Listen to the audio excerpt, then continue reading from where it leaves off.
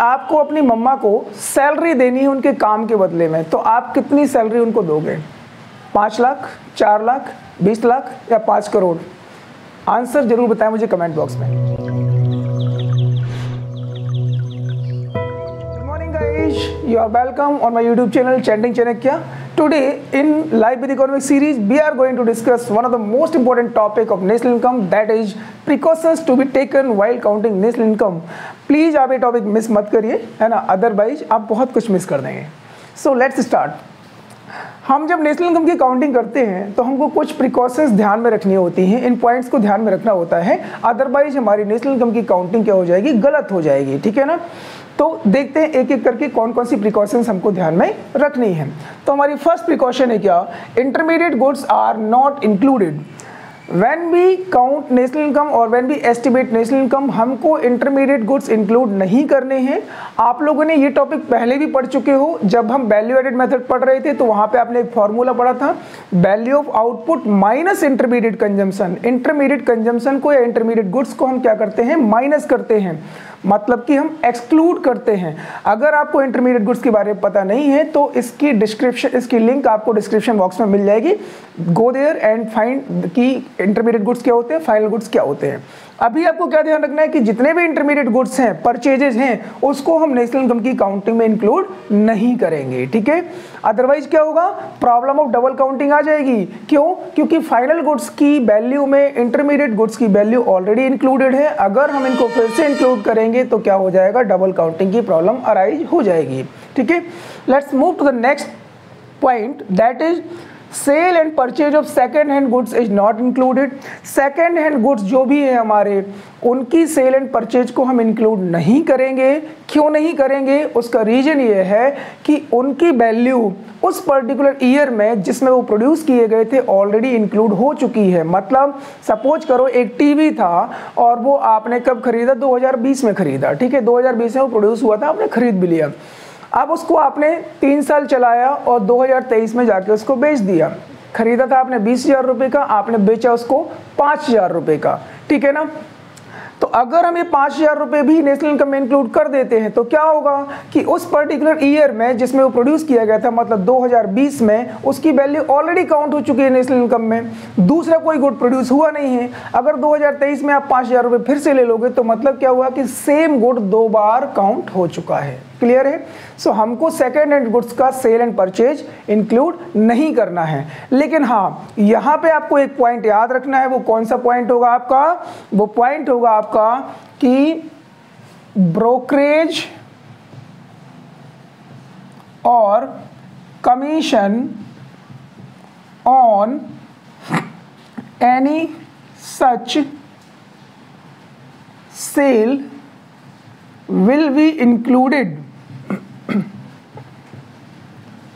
ऐसे गुड्स की सेल और परचेज पे कोई भी कमीशन या ब्रोकरेज अगर दिया जाता है तो उसको हम इंक्लूड करेंगे, गुड्स की वैल्यू को इंक्लूड नहीं करेंगे। ठीक है, आपको याद रखना है। आते हैं हम किस पे, नेक्स्ट पॉइंट पे, production of services for self consumption is not included. Production of services for self consumption, इसका मतलब क्या हुआ कि हम जो भी सर्विसेज देते हैं, अगर हम उनको खुद ही कंज्यूम कर रहे हैं, खुद ही उनको यूज कर रहे हैं, तो उनकी वैल्यू को हम नेशनल इनकम में काउंट नहीं करेंगे। क्या होती हैं ऐसी services? Like services of a house wife, a teacher teaching his own son.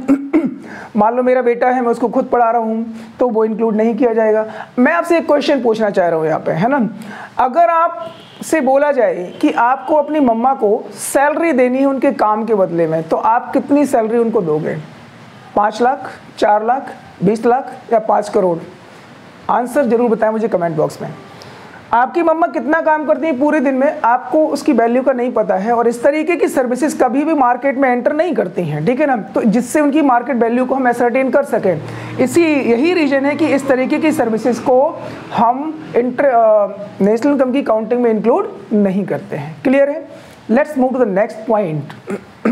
Cell and purchase of financial securities, shares, debentures, bonds etcetera is not included. क्या होती है फाइनेंशियल सिक्योरिटीज? फाइनेंशियल सिक्योरिटीज के एग्जांपल्स हैं shares हो गए, bonds हो गए, debentures हो गए, है ना। ट्रेजरी बिल्स हो गए, ये सब किसके एग्जाम्पल हैं? फाइनेंशियल सिक्योरिटीज के एग्जाम्पल हैं। जब भी हम इनकी सेल करते हैं तो इसको हम नेशनल इनकम में इंक्लूड नहीं करते हैं। क्यों नहीं इंक्लूड करते हैं? उसका एक छोटा सा रीजन है। मैंने सपोज करो शेयर्स खरीदे, किसी भी कंपनी के शेयर खरीदे, सपोज करो कि मैंने टाटा के शेयर्स खरीद लिए, ठीक है ना। 2015 में मैंने शेयर्स खरीदे थे, मान लो 10 लाख के शेयर्स थे। आज 2022 में जाके वही शेयर्स मैंने आपको बेच दिए, ठीक है। 10 लाख के शेयर्स थे, वो मैंने आपको बेच दिए 30 लाख रुपए में। आज आपके पास क्या पहुंचा? बेसिकली आपके पास सिर्फ एक कागज पहुंचा है, एक्नॉलेजमेंट वाला डॉक्यूमेंट्स पहुंचे हैं, जिससे ये पता चलता है कि अब तक जिस डॉक्यूमेंट्स पे मेरा ऑनरशिप था, मेरा टाइटल था, वो अब किसके पास पहुंच गया? वो टाइटलशिप आपके पास पहुंच गई है।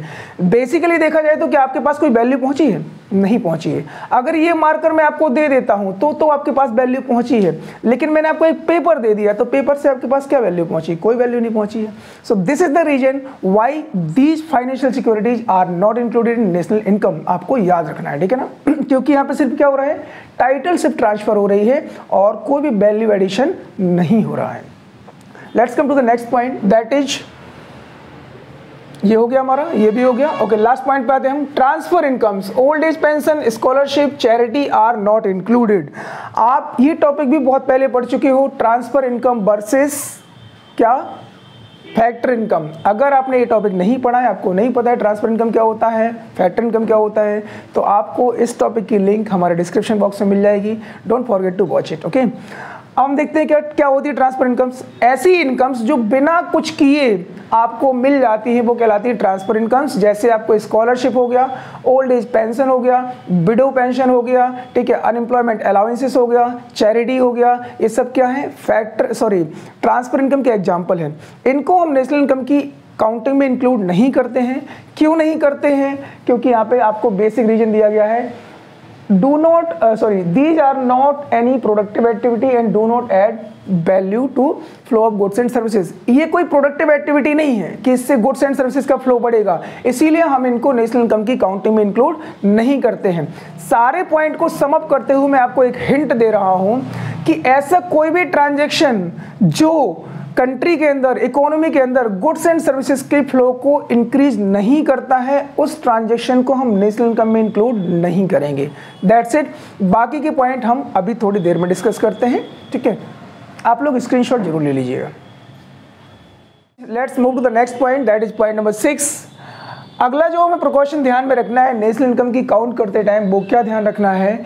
Windfall gains are not to be included. अब क्या होते हैं विंडफॉल गेन्स?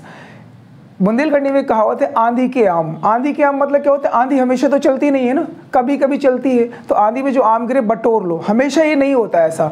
तो विंडफॉल गेन्स में क्या होता है? ये जो इनकम्स होती हैं ये हमेशा नहीं होती है। जैसे मान लो कौन सी इनकम हो गई आपकी? Income from lottery, income from horse race, income from car race. ये इनकम्स आपको रेगुलर बेसिस पे नहीं होती हैं। So these type of incomes are not included in the national income. पहला रीजन तो ये है। दूसरा रीजन क्या है कि ये इस तरीके की जो एक्टिविटीज हैं, they do not add to the flow of goods and services. Goods and services के फ्लो को इकोनॉमी के अंदर नहीं बढ़ाती हैं, इसीलिए हम इनको नेशनल इनकम में काउंट नहीं करते हैं। Let's move to the next point, that is point number 7।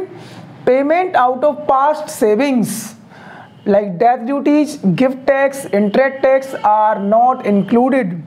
क्यों नहीं इंक्लूड किया जाता है? Since these are paid out of past savings and do not add to current flow of goods and services. ऐसे payment जो हमारी past savings पर based हैं, उनको हम नेशनल इनकम की काउंटिंग में इंक्लूड नहीं करते हैं। जैसे क्या होता है? डेथ ड्यूटीज होता है। क्या होता है? डेथ ड्यूटी होता है, जिसको हम एस्टेट ड्यूटी भी बोलते हैं। क्या होता है ये? जब भी मान लो कोई बंदा ऊपर चला जाता है, भगवान को प्यारा हो जाता है, तो उसकी जो प्रॉपर्टी होती है वो जिसको भी पास ओवर की जाती है, जिसको भी दी जाती है, उसको एक टैक्स लगता है, जिसको हम क्या बोलते हैं? डेथ ड्यूटी बोलते हैं या फिर एस्टेट टैक्स बोलते हैं, ठीक है ना। तो उस इस तरीके के जो टैक्स हैं, हमारा गिफ्ट टैक्स है। मान के चलो आपको किसी ने बहुत ही महंगा गिफ्ट दिया, 5 करोड़ का गिफ्ट दिया, तो उस पर आपको टैक्स लगेगा। लेकिन ये जो टैक्स वाला पार्ट है, that will not be included in the national income. क्यों? क्योंकि इस तरीके के जो टैक्सेस है, इस तरीके की जो ड्यूटीज हैं, वो आपकी पास्ट सेविंग्स पे बेस्ड है, पुरानी सेविंग्स पर बेस्ड है, ना कि करंट फ्लो पे बेस्ड है, ठीक है ना। और हम नेशनल इनकम में क्या लेते हैं? जो करंट फ्लो को बढ़ा रहा हो, उन चीज़ों को हम यहाँ पे लेते हैं, ठीक है ना। Hope this point is clear to you. Let's move to the next point. आगे कहते हैं expenditure on own account production is included. Expenditure on own account production क्या होता है? Production for self consumption, NPO serving households since these are productive activities. क्या होते हैं own account production? क्या होता है कि जैसे मान के चलो आपका एक गार्डन है, आपने उसमें सब्जियां उगाई हुई हैं, ठीक है ना, और वो सब्जी आप बाजार में नहीं बेच रहे हो, आप अपने खुद के लिए यूज के लिए कर रहे हो, ठीक है ना। और क्या हो गया, आपके पास एक घर है, आपने रेंट आउट नहीं किया हुआ है, आप उसमें खुद ही रह रहे हो, ठीक है ना। तो इस तरीके के जो ट्रांजेक्शन से वो नेशनल इनकम में काउंट किए जाएंगे। इनकी एक अप्रोक्सीमेट वैल्यू क्या होगी, नेशनल इनकम में काउंट की जाएगी। क्यों? क्योंकि आप सब्जियां अगर उगा रहे हो, गेहूं उगा रहे हो अपने लिए, तो ये क्या कर रहा है, गुड्स एंड सर्विसेज की फ्लो को बढ़ा रहा है इकोनॉमी के अंदर, तो ये नेशनल इनकम में काउंट किया जाएगा। Let's move to the next point, that is change in stock. और ये हमारा लास्ट पॉइंट है। चेंज इन स्टॉक का फॉर्मूला आप लोगों को पता होगा। अगर चेंज इन स्टॉक का फॉर्मूला आपको नहीं पता है, then please go to my video, that is some basic concept of macroeconomics. Video की लिंक आपको डिस्क्रिप्शन बॉक्स में मिल जाएगी, और चेंज इन स्टॉक क्या होता है आपको वहाँ पर पता चल जाएगा। चेंज इन स्टॉक क्या होता है? Increase in stock will be included since it is a part of capital formation. पूरे साल के अंदर हमारे स्टॉक में कितना नेट इंक्रीज आया है उसको हम नेशनल इनकम में ऐड करेंगे। क्यों? क्योंकि जो चेंज इन स्टॉक है that is the part of capital formation, वो कैपिटल फॉर्मेशन का पार्ट है, और कोई भी कैपिटल फॉर्मेशन वाली एक्टिविटी नेशनल इनकम का पार्ट होगी ही होगी, आपको ये ध्यान रखना है। If you have not taken the screenshot yet, then please do take the screenshot. Hope all the points are very clear to you. और ऐसे ही इजी टू डाइजेस्ट वीडियोस देखने के लिए, इकोनॉमिक्स का एक्सक्लूसिव नॉलेज लेने के लिए, फंडामेंटल्स ऑफ बिजनेस जानने के लिए प्लीज सब्सक्राइब करिए हमारे चैनल को, trending Chanakya. Have a good day.